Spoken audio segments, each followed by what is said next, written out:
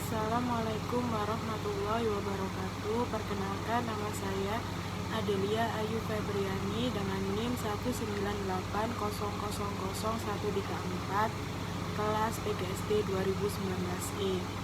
Di sini saya akan membacakan teks biografi Kiai Haji Ahmad Dahlan.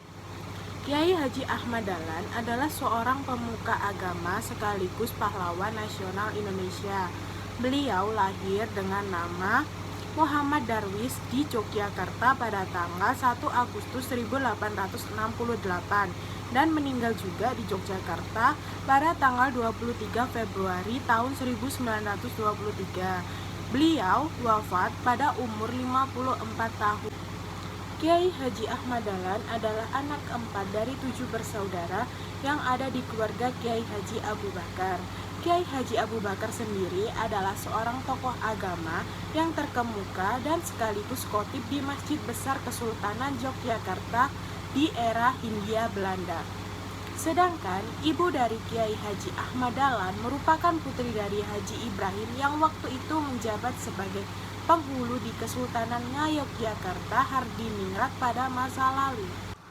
Sebenarnya garis keturunan Kiai Haji Ahmad Dahlan bisa dilacak ke salah satu wali songo tepatnya Maulana Malik Ibrahim yang waktu itu menjadi pemimpin penyebaran Islam di tanah Jawa. Dan dari Maulana Malik Ibrahim pula garis keturunan Kiai Haji Ahmad Dahlan terhubung ke Nabi besar Muhammad SAW. Dahlan mengenyam pendidikan di pesantren dan kemudian Dahlan menunaikan ibadah haji sebagai salah satu rukun Islam. Di sanalah dia belajar dengan Ahmad Khatib yang merupakan guru besar agama Islam terkenal. Di sana pula lah Muhammad Darwis mengubah namanya menjadi Ahmad Dahlan.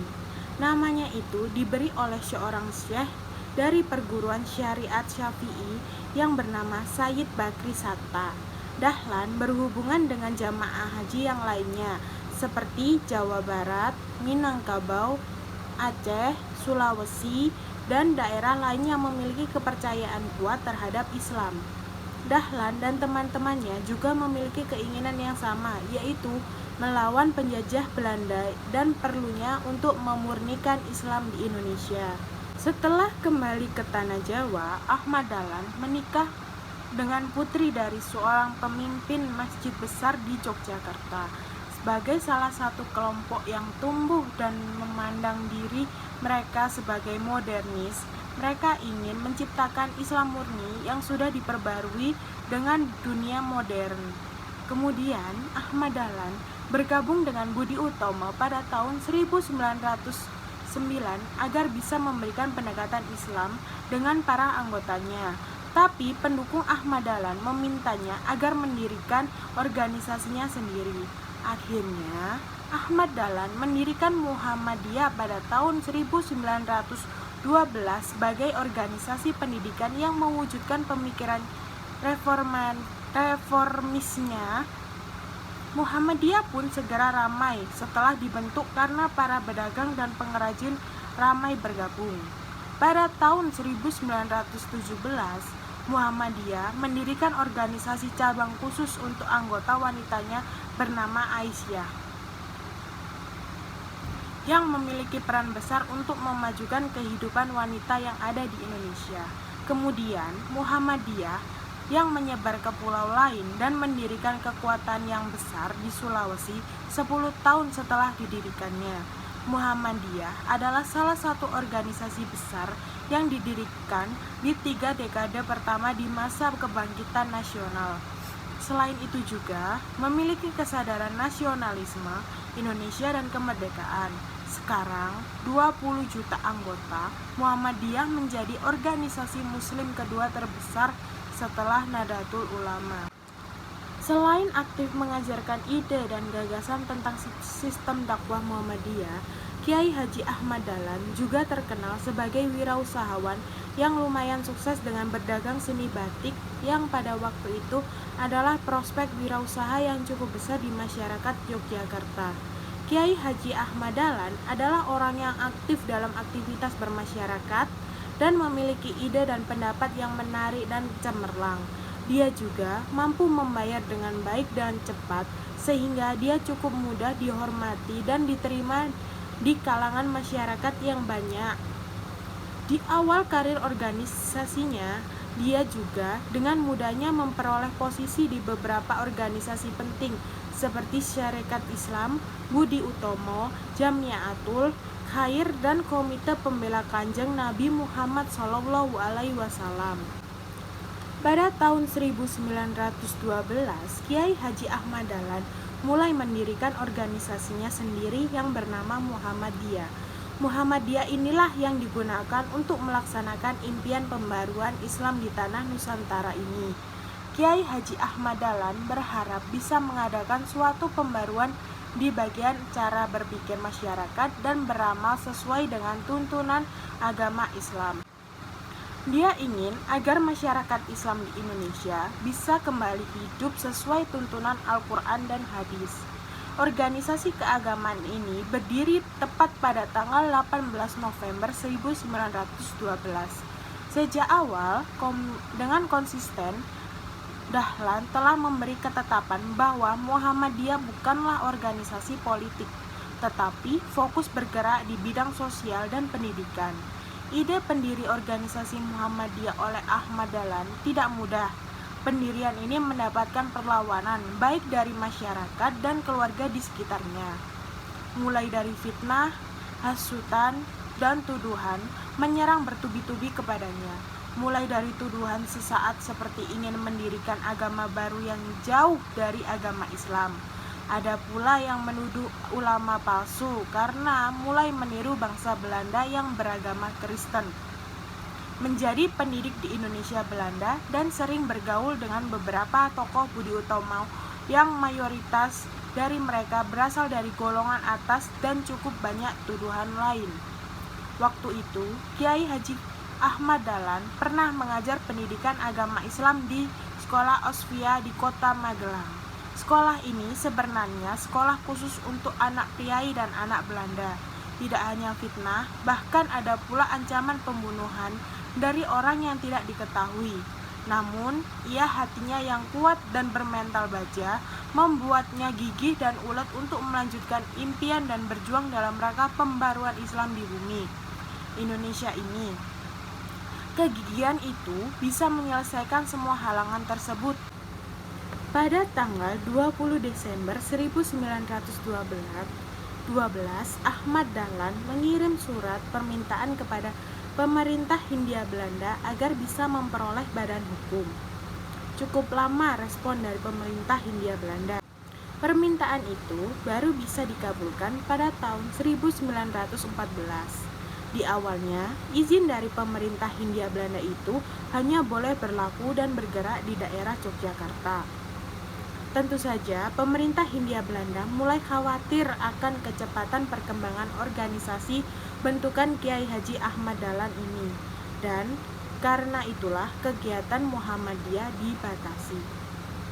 Tapi tidak semudah itu bagi pemerintah Hindia Belanda, karena meskipun Muhammadiyah dibatasi, sebenarnya di daerah lain seperti Wonosari, Sendrakan, Imogiri, dan beberapa daerah lain telah didirikan cabang organisasi Muhammadiyah. Tentu saja, hal ini mutlak tidak sesuai dengan izin dari pemerintah Hindia Belanda. Cara untuk mengatasinya cukup cerdik. Kiai Haji Ahmad Dahlan mengusulkan agar cabang Muhammadiyah yang berada di luar Yogyakarta menggunakan nama lain. Contohnya seperti Ahmadiyah di kota Garut, Nurul Islam di kota Pekalongan, dan Al-Munir di kota Makassar. Ada juga di Solo yang berdiri sebuah organisasi bernama Sidik Amanah Tablik Fatona atau bisa SATF yang memperoleh komando langsung dari cabang Muhammadiyah. Selain dengan sesama Islam, Dahlan juga berteman baik dan saling berdialog dengan tokoh lintas agama yang lain seperti Pastor Van Lith. Pada tahun 1914 hingga 1918, Van Lith merupakan pastor pertama di mana Van Lith berdialog. Pastor Van Lith yang tinggal di Muntilan, yang merupakan tokoh penting di kalangan agama Katolik. Waktu itu, Kiai Dahlan dengan penuh keyakinan dan penuh rasa percaya diri masuk ke dalam gereja dengan pakaian hajinya. Ide pembaruan Islam oleh Muhammadiyah disebarkan oleh Ahmad Dahlan dengan cara mengadakan acara tablik ke berbagai kota dan mengadakan hubungan dengan relasi-relasi dagang yang dimilikinya. Ide yang cemerlang memperoleh sambutan yang baik dari lapisan masyarakat di banyak kota di Indonesia. Banyak ulama dari berbagai wilayah lain datang pada Kiai Haji Ahmad Dahlan untuk memberi dukungan. Muhammadiyah pun semakin lama semakin berkembang lebih pesat hingga hampir menyentuh seluruh Indonesia. Karena perkembangan yang pesat itulah, pada tanggal 7 Mei 1921, Kiai Haji Ahmad Dahlan mengirimkan surat permohonan pada pemerintah Hindia Belanda agar diberi izin mendirikan cabang-cabang Muhammadiyah di seluruh Indonesia pada tanggal 2 September 1921. Pemerintah Hindia Belanda mengabulkannya, dan Kiai Haji Ahmad Dahlan adalah orang yang sangat demokratis untuk aktivitas dakwah Muhammadiyah. Selain itu, Dahlan juga memberi fasilitas untuk para anggota Muhammadiyah, bagaimana pemilihan evaluasi kerja dan penilaian kinerja dengan internal Muhammadiyah. Ketika Kiai Haji Ahmad Dahlan masih hidup, telah dilaksanakan sebuah pertemuan anggota selama 12 kali. Ahmad Dahlan memiliki jasa-jasa yang cukup besar untuk membangun kesadaran bangsa Indonesia dengan pendidikan dan pembaruan Islam. Pemerintah Republik Indonesia pun menetapkan Dahlan sebagai pahlawan nasional. Keputusan itu tertulis di Surat Keputusan Presiden nomor 657 tahun 1961 yang waktu itu Indonesia masih berada di bawah pemerintahan Bung Karno. Dasar-dasar penetapan itu ada 4 faktor. Kiai Haji Ahmad Dahlan telah berhasil membangkitkan umat Islam bahwa saat ini bangsa Indonesia sedang dijajah yang masih harus banyak belajar dan berbuat. Dengan adanya organisasi Muhammadiyah khusus wanita yang namanya Aisyah telah berhasil membangkitkan wanita Indonesia untuk memulai menempa diri dengan pendidikan dan berfungsi sosial setara dengan kaum pria. Dengan organisasi Muhammadiyah yang didirikan oleh Ahmad Dahlan, sangat banyak mengajarkan pendidikan Islam yang murni kepada bangsanya, ajaran yang menuntut kecerdasan Islam, ilmu dan beramal untuk masyarakat dan umat yang berlandaskan Islam dan iman.